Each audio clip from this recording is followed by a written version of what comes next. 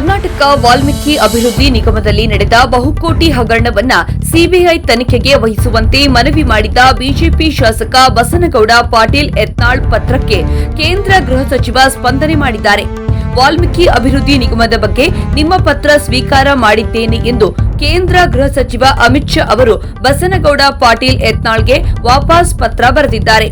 ವಾಲ್ಮೀಕಿ ಅಭಿವೃದ್ಧಿ ನಿಗಮದ ಅಕ್ರಮ 2016ರಲ್ಲಿ ಮಡಿಕೇರಿಯಲ್ಲಿ ಡಿವೈಎಸ್ಪಿ ಗಣಪತಿ ಆತ್ಮಹತ್ಯೆ ಪ್ರಕರಣ, 2019ರಲ್ಲಿ ಡಾಕ್ಟರ್ ಜಿ ಪರಮೇಶ್ವರ್ ಆಪ್ತ ಸಹಾಯಕ ಆತ್ಮಹತ್ಯೆ ಪ್ರಕರಣ, ಗುತ್ತಿಗೆದಾರ ಆತ್ಮಹತ್ಯೆ ಪ್ರಕರಣವನ್ನ ಉಲ್ಲೇಖಿಸಿ ಈ ಬಗ್ಗೆ ಉನ್ನತ ಮಟ್ಟದ ತನಿಖೆ ಮಾಡಬೇಕೆಂದು ಯತ್ನಾಳ್ ಅಮಿತ್ ಶಾಗೆ ಪತ್ರ ಬರೆದಿದ್ರು.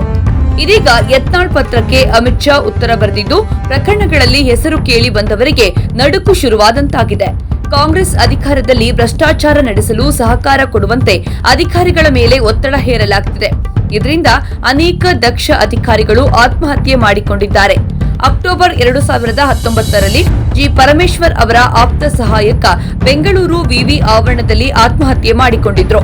ಜುಲೈ 2016ರಲ್ಲಿ ಕೆಜೆ ಜಾರ್ಜ್ ಹೆಸರು ಹೇಳಿ ಡಿವೈಎಸ್ಪಿ ಗಣಪತಿ ಆತ್ಮಹತ್ಯೆ ಮಾಡಿಕೊಂಡಿದ್ರು.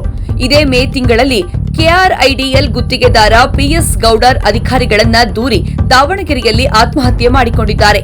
ಈಗ ವಾಲ್ಮೀಕಿ ಅಭಿವೃದ್ಧಿ ನಿಗಮದ ಅಧಿಕಾರಿ ಚಂದ್ರಶೇಖರನ್ ನಿಗಮದ ಹಣವನ್ನ ಅಕ್ರಮವಾಗಿ ವರ್ಗಾವಣೆ ಮಾಡುವಂತೆ ಒತ್ತಡ ಹೇರಿದ ಕಾರಣ ಆತ್ಮಹತ್ಯೆ ಮಾಡಿಕೊಂಡಿದ್ದಾರೆ ಎಂದು ಯತ್ನಾಳ್ ಅವರು ತಮ್ಮ ಪತ್ರದಲ್ಲಿ ಉಲ್ಲೇಖಿಸಿದ್ದಾರೆ.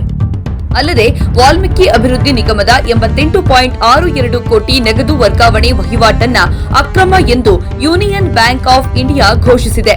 ಈ ಸಂಬಂಧ ಬ್ಯಾಂಕ್ ಸಿಬಿಐಗೆ ದೂರು ನೀಡಿದೆ. ಜೊತೆಗೆ ಬ್ಯಾಂಕ್ ತನ್ನ 3 ಅಧಿಕಾರಿಗಳನ್ನ ಅಮಾನತು ಮಾಡಿದೆ. ಪ್ರಕರಣದ ಗಂಭೀರತೆಯನ್ನ ಪರಿಗಣಿಸಿ ಈ ಬಗ್ಗೆ ಸ್ವತಂತ್ರ ತನಿಖೆ ನಡೆಸುವ ಅಗತ್ಯ ಇದೆ. ಬ್ಯಾಂಕ್ ನೀಡಿದ ದೂರಿನ ಆಧಾರದ ಮೇಲೆ ಸಿಬಿಐ ಮಧ್ಯಪ್ರವೇಶಿಸಿ ತನಿಖೆ ನಡೆಸಬೇಕು ಎಂದು ಪತ್ರದ ಮೂಲಕ ಕೇಂದ್ರ ಗೃಹ ಸಚಿವ ಅಮಿತ್ ಶಾಗೆ ಮನವಿ ಮಾಡಿದ್ದರು. ಈ ಪತ್ರಕ್ಕೆ ಅಮಿತ್ ಶಾ ಸ್ಪಂದಿಸಿದ್ದು ಇದೀಗ ಈ ಎಲ್ಲಾ ಪ್ರಕರಣ ತನಿಖೆ ನಡೆಸುತ್ತಾರಾ ಎನ್ನುವುದನ್ನ ಕಾದು ನೋಡಬೇಕಿದೆ.